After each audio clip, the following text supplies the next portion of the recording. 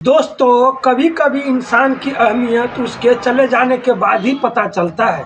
आज की कहानी भी कुछ इसी प्रकार से है। दोस्तों, एक लड़का था जो कि भाई साहब उनके पिता द्वारा बहुत ही प्रताड़ित किया जाता था। सुबह शाम उसको डांट पड़ती थी, मार पड़ती थी। जैसे कि खाना खाते हैं लोग सुबह शाम रात को, वैसे ही उसको डांट और फटकार और मार पड़ती थी। दोस्तों, एक दिन की बात है भाई, हद हो गई कि जिस दिन भाई साहब उनको उनके एक बहन भी थी, 2 बहन थी और माँ भी साथ में रहती थी। भाई साहब उन सबको भी इस बर्ताव से बुरा लगता था। एक दिन तो हद ही हो गया भाई साहब, जिस दिन उसका 19वां जन्मदिन था, उस भाई क्या किए थे कि एक केक शाम को छोटा सा लाया, और जब उनका पापा जी उधर से लौट कर आए, जब उनको केक दिखा, भाई साहब वो आग बबूला हो गया। और भाई साहब उसके बाद उसको खूब मार पड़ी, डांट पड़ी। और भाई इस चीज को देखते हुए उसका मम्मी भी नाराज हो गई। और भाई साहब उस दिन उसका मम्मी को भी गुस्सा आ गया और उस दिन उसको अपने बेटे को घर से निकाल दिया। क्योंकि भाई साहब बहुत ही एक रोचक कहानी है। आइए जानते हैं पूरी कहानी इस वीडियो में। भाई साहब इस चैनल पर हम आप लोग को बिजनेस आइडिया बताते हैं, बिजनेस आइडिया का चैनल है, लेकिन हम कोशिश करेंगे अब हम अपने दर्शक को कहानियां भी सुनाया करेंगे, जिससे कि भाई साहब आप लोग मोटिवेट भी हो पाए, कुछ सीख भी पाए और कुछ जान भी पाए। दोस्तों, शुरू करते हैं इस कहानी को। और इससे पहले रिक्वेस्ट कि भाई साहब अगर चैनल पर पहली बार जुड़े हैं तो चैनल को सब्सक्राइब कर दीजिए, इससे हमारा हौसला बढ़ता है। चलिए दोस्तों, देखिए एक कहानी है बिहार की फुलपरास गांव की, जिसमें भाई साहब एक लड़का रहता था जिसका नाम मदन हुआ करता है। भाई साहब उसके पिता द्वारा बहुत ही डांट फटकार के साथ उनको रहना पड़ता था। एक दिन की बात है कि वो शाम को अपना 19वां जन्मदिन मनाने के लिए केक लाया था। और भाई साहब जैसे केक उनके पापा जी देखते हैं, आग बबूला हो जाते हैं, इतना गुस्सा हो जाते हैं कि मारपीट हो जाता है और मार भी पड़ती है। उसके मम्मी से भी उनको पापा का लड़ाई हो जाता है। भाई साहब सारे गुस्सा के इतना इतना टॉर्चर पड़ता था, उन लड़का को हमेशा डांट सुनना पड़ता था। इस चीज़ को देखते हुए भाई साहब उसका मम्मी उनको घर से निकाल दिया।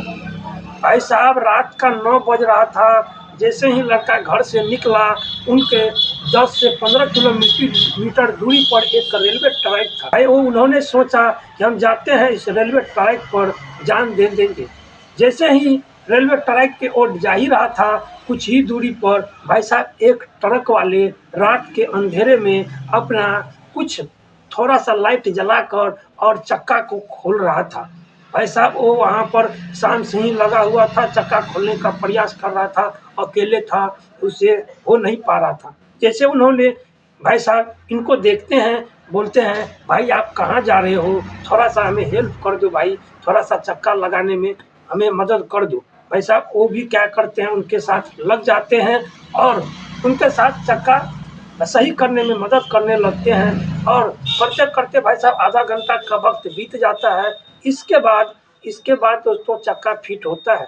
फिर जो ड्राइवर भाई थे, उन्होंने भाई साहब उनको 50-20 रुपए देने का प्रयास कर रहे थे कि भाई ये तुम रख लो, बहुत मदद किए हो, धन्यवाद देता है। भाई साहब वो क्या करते हैं, बोलते हैं भाई हमें पैसा नहीं चाहिए, हम पैसा का क्या करेंगे। फिर ड्राइवर भाई बोलते हैं भाई तुम ऐसा क्यों बोल रहे हो। तब जाके उन्होंने बताता है कि हमारे घर पे ऐसा हुआ है और हम जा रहे हैं मरने के लिए। ड्राइवर का नाम भाई मनमोहन होता है। जैसे ही इस लड़का का बात सुनता है, भाई उनके पैर से भी, मनमोहन के भी पैर से जमीन खिसक जाती है। वो भी घबरा जाते हैं कि ये क्या बात कर रहे हैं। वो उनका हाथ पकड़ लेता है, उनको बहुत समझाते हैं, देखो भाई तुम घर में ऐसे करोगे तुम्हारा मम्मी पापा के ऊपर क्या बीतेगा, इतना छोटा बात के लिए तुम इतना बड़ा कदम उठाने जा रहे हो। तो भी भाई लड़का नहीं मानते हैं और कहते हैं नहीं काका, ये रोज रोज की बात है। तब जाके मनमोहन जी उनको बहुत समझाते हैं, अपने ट्रक में बिठा लेते हैं, कहते हैं भाई एक काम करो बाबू, कुछ दिन हमारे साथ रहो, इसके बाद फिर तुमको जो मन होगा वो कर लेना। वो अपने साथ में बैठाते हैं और वो भाई पंजाब से आया था, वो पंजाब की ओर निकल जाते हैं। वहाँ पर जाते हैं, अपने गोडाउन में लगाते हैं, अपने जगह पर गाड़ी को लगाते हैं, फिर इनको घर ले जाते हैं, वहाँ पर रूम पर खाना वाना खिलाते हैं। फिर इनको बोलते हैं कि देखो भाई, हमारा जो कॉन्ट्रैक्टर था वो भाई 3 से 4 रोज पहले ही गाँव जा चुका है, क्या तुम हमारे साथ काम करोगे? भाई वो भी उनके साथ काम करने लगता है लड़का, और ये मनमोहन जी अपना ट्रक में उनको कॉन्ट्रैक्टर के रूप में रख लेते हैं। भाई साहब काम अच्छा कर रहा था, उनको काम करने में मन लगने लगता है। भाई साहब बीते बीते 6 महीना का वक्त बीत जाता है उन कॉन्ट्रैक्टरी करते करते। फिर भाई साहब वो ड्राइवर भी बन जाते हैं। फिर ड्राइवरी करते करते और 9 महीना का टाइम बीत जाता है। फिर भाई साहब मनमोहन जी बोलते हैं, देखो भाई, अब तुम इतना दिन यहाँ पर रह चुके हो, तुम्हारे घर वाले परेशान हो रहे होंगे, भाई तुम घर चले जाओ। लेकिन वो मना करते हैं कि नहीं भाई, हम जब कुछ कर लेंगे तब जाके हम घर जाएंगे। वो बोलते हैं भाई अब क्या करोगे, कॉन्ट्रैक्टरी से ड्राइवर तो बन गए हो, अब क्या करोगे? वो बोलता है नहीं नहीं काका, हमको मालिक बनना है। वो भी सुनते हैं भाई साहब, वो सब दिन अपना डिलीवरी किए थे, लेकिन इन लड़का का बात सुन करके इनके अंदर में इतना जोश था, और जो भी काम इनको देता था वो काम भाई साहब ये बिना मना करते हुए बड़े ही लगन और मेहनत के साथ में पूरा करते थे। भाई ये भी मनमोहन जी जब इनका बात सुनते हैं और वो घर जाने से भी मना कर देते हैं, मनमोहन जी बोलते हैं कि चलो आज हम तो भाई मालिक बन नहीं पाए, और तुम हमारे साथ मालिक कहाँ से बनोगे, चलो आज हम एक व्यक्ति से तुम्हें मिलाते हैं, वही तुम्हें कोई उपाय बताएगा। भाई साहब वो लेकर के चले जाते हैं उनको एक सरदार जी के पास, और वो सरदार जी भाई बहुत बड़े आदमी थे, उनके पास 40-50 ट्रकें थी, और उन्हीं में से मनमोहन जी भी उनका ही ट्रक चला रहे थे। भाई साहब वो मनमोहन जी को सरदार जी के पास ले जाते हैं, और मनमोहन जी सरदार जी को बोलते हैं कि सरदार जी, आज ये व्यक्ति है बहुत अच्छा व्यक्ति है, हमारे साथ बहुत दिनों से है, इसका मेहनत बहुत अच्छा करते हैं, और ये आपके काम के लायक व्यक्ति है, आप भरोसा कर सकते हैं।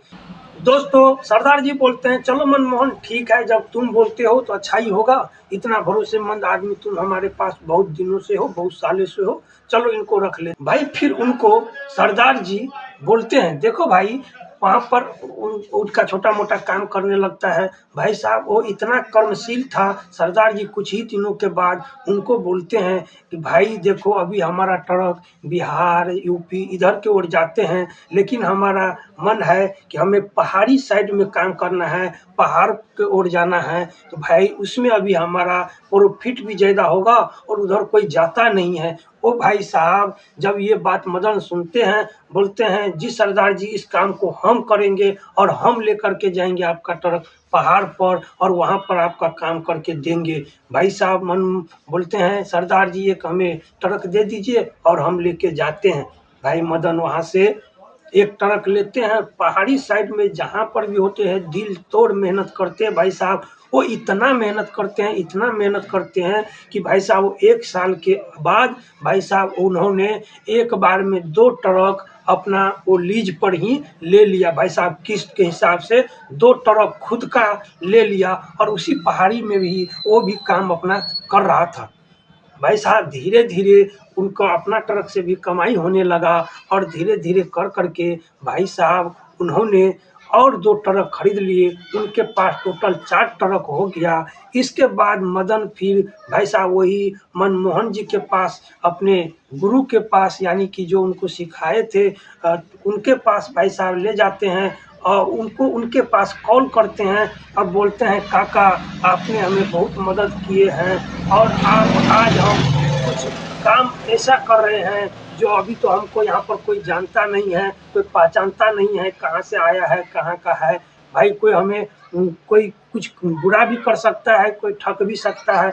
ऐसा करिए कि आप यहाँ पर हमारे पास आ जाइए, दोनों लोग मिलकर काम करते हैं। भाई साहब मनमोहन जी भी वहाँ पर चले जाते हैं, ये दोनों मिलकर काम करने लगता है, और भाई साहब इतना अच्छा काम करते हैं कि भाई अगले और 2 साल में उन्होंने कम से कम 20 से 25 ट्रक का मालिक बन चुका होता है। बल्कि ट्रक सब लोन पर ही था, किस्त उनको दे रहा था, तो पर भी अच्छा प्रॉफिट हो जा रहा था।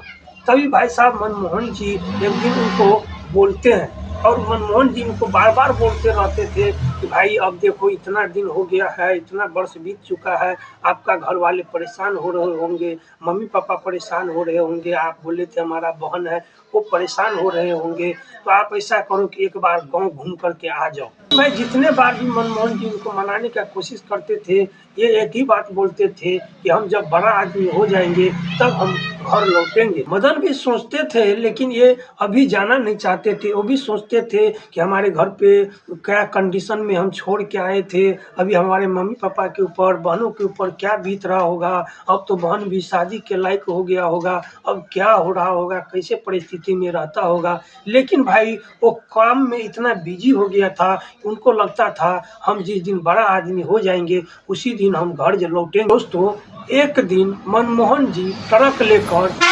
लेकर बिहार ही आने वाला था, और भाई साहब वो उस दिन सोच लिया कि जिस जिस जगह पर हमें वो मिला था हम वहीं पर जाएंगे, और इनके गांव हम जा कर के पता करेंगे कि इनका मम्मी पापा कैसे रहते हैं और किस हालात में अभी वो है। वो देखना चाह रहे थे, क्योंकि मनमोहन जी उनके फैमिली के बारे में बहुत सोचते थे, और भाई साहब बहुत दयालु व्यक्ति भी थे। वो भाई साहब आए थे दरभंगा साइड में, लेकिन वो तो सोचा हम फुलपरास यहाँ से हमें 75 से 100 किलोमीटर होगा, और जहाँ पर वो मिला था वहीं पर उसका गांव होगा। तो भाई साहब वो वहाँ से फुलपरास की ओर निकल जाते हैं, और जहाँ पर ये मिला था लड़का वहीं पर भाई साहब वो चले जाते हैं। कुछ दूरी पैदल चलने पर गांव पर पूछ-पाछ कर उनके घर पर पहुंचते हैं। जैसे ही उनका मम्मी दरवाजा पर बैठी हुई थी और निराश उदास थी, हमेशा तो बेटे के बारे में सोचता रहता था, हमेशा राह देखता रहता था कि मेरा बेटा कब लौट के आएगा, कब लौट के आएगा। उनको एक आशा थी। भाई साहब वो उसी ख्याल में आज भी दरवाजे के गेट पर ही बैठे हुई थी, और जैसे ही ड्राइवर भाई उनको देखते हैं और पूछते हैं, क्या आप दिनेश को जानते हैं? भाई साहब जैसे ही वो सुनती है, झट से खड़ा हो जाती है, और भाई साहब उनके आँखों से आँसू निकलने लगता है, और मुँह से कोई शब्द नहीं निकल रहा था। फिर जैसे-तैसे बर्दाश्त करके बोलती है, जी हाँ, हम जानते हैं और हम ही उनके माँ हैं। और फिर भाई वो खूब रोने लगती है, खूब तड़पने लगती है कि आप कहाँ से आए हो? क्या मेरे बेटे को जानते हो? क्या जानते हो? ठीक है कि नहीं है? सारा कुछ पूछने लगती है। मनमोहन जी भी बहुत इमोशनल हो जाते हैं, उनके भी आँखों में आँसू आ जाता है। वो भी भाई साहब बोलते हैं, थोड़ा-सा माँ आप रिलैक्स हो जाओ, हम हर चीज़ बताते हैं, बैठ जाओ, वो अच्छे हैं, अच्छे काम कर रहे हैं, और इतना रुपए कमा रहे हैं, बहुत बड़ा आदमी बन गए हैं। भाई साहब जैसे उसकी माँ ये सुनती है, धट से दौड़े आँगन जाती है, आँगन में बेटी को, दोनों बेटी को जैसे ही, वो तो बोल नहीं पा रही थी, सिर्फ रो रही थी। बेटी लोग पूछती है, मम्मी क्या हुई? क्या दिक्कत हुई? क्या बात है?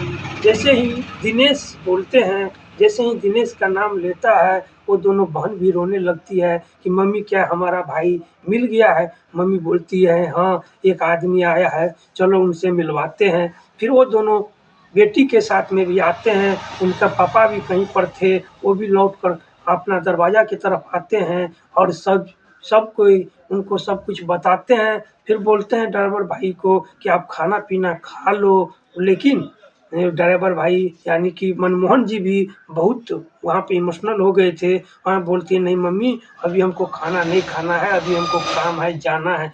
लेकिन भाई साहब इधर उनकी मम्मी, दीदी, पापा लोग उनके जाने ही नहीं दे रहा था। वो बोल रहे थे, आप पता नहीं कहाँ चले जाओगे, फिर मेरा बेटा मिलेगा कि नहीं मिलेगा, इसीलिए हम लोग भी आपके साथ ही चलेंगे। मनमोहन जी भी बहुत परेशान हो जाते हैं, बहुत समझाने-बुझाने के बाद भी ये लोग नहीं मान रहे थे, रोए जा रहे थे, लपेट-लपेट कर मनमोहन जी के साथ में ही रो रहे। फिर भाई मनमोहन जी भी पूरा बेबस होकर उनको उन्हीं ट्रक में बिठाते हैं और लेकर पंजाब की ओर निकल जाते हैं, फिर वहीं पर गाड़ी लगाते हैं। उधर से दिनेश निकल के आता है, बोलते हैं, क्या काका आ गए और इतना लेट कैसे लग गया? फिर वो मनमोहन जी उनको एक मोबाइल में फ़ोटो दिखाते हैं, जो फ़ोटो उनकी मम्मी की थी, और जैसे ही वो मदन जी इनको देखते हैं, भाई साहब वो तो फूट फूट के रोने लगते हैं, ज़ोर ज़ोर से रोने लगते हैं, फ़ोटो को गले से लगा लेते हैं। फिर बोलते हैं, क्या आप उधर गए थे काका? हमारी मम्मी कैसी है, पापा कैसे हैं? फिर मनमोहन जी बोलते हैं, छोड़ो ना, तुमको क्या फ़र्क पड़ता है, तुम तो पैसे कमा लो, बड़ा आदमी बन जाओ, तब जाना देखना, तुमको क्या फ़र्क पड़ता है। फिर भाई वो खूब रोने लगता है। फिर उनके गले से, मनमोहन जी को गले से लपेट कर भी वो रोने लगता है। जैसे ही रोने का आवाज़ उनकी मम्मी लोग सुनती है, भाई साहब वो लोग भी गाड़ी में ही रोने लगते हैं। और जैसे आवाज़ मदन जी के कानों में आती है उसकी मामी की और उनकी बहनों की, भाई साहब वो दौड़ कर जाते हैं और जब सबको देखते हैं, उस वक्त का नज़ारा दोस्तों कुछ ऐसा था कि हर एक दूसरे से लपेट कर सिर्फ रोए ही जा रहा था, रोए ही जा रहा था। उनका पापा अलग रो रहे थे, दोनों बहन अलग रो रही थी, मम्मी सब अलग अलग, मतलब खूब रो रहे थे, जोर जोर से रो रहे थे। अगल बगल के जितने लोग आए थे सबके आंखों में आंसू आ चुका था। फिर जैसे तैसे करके ड्राइवर भाई साहब उनको समझाते हैं, सब मनाते हैं, सबको रूम ले जाते हैं, खाना पीना खिलाते हैं, पानी वानी पिलाते हैं। और वहाँ पर 4 दिन रहने के बाद वो अपना घर वापस लौटते हैं और पूरे परिवार इस बार ट्रक में बैठकर अपने घर लौटते हैं अपने बेटे के साथ। जो बेटा आज से बरसों अलग हो गया था, आज वो 40-40 ट्रक का मालिक बन के अपने घर लौट रहा था। फिर वहाँ पे जाके अच्छे से दोनों बहन की शादी करवाते हैं, फिर मम्मी पापा को घर बनवाते हैं और आज उनके पास लगभग 150 से 200 ट्रक का वो मालिक है और उसका धंधा बहुत अच्छा चल रहा है। देखिए दोस्तों, कब क्या नसीब आप बदल जाए इंसान को ये कहा नहीं जा सकता है। हम कोशिश करेंगे इस चैनल पर आप लोग को ऐसे ही रोचक कहानी, मोटिवेशनल कहानी और कुछ सीख देने वाला, आपको हिम्मत देने वाला कहानी लाते रहेंगे। तब तक के लिए मनोज कुमार की तरफ से जय हिंद, जय भारत।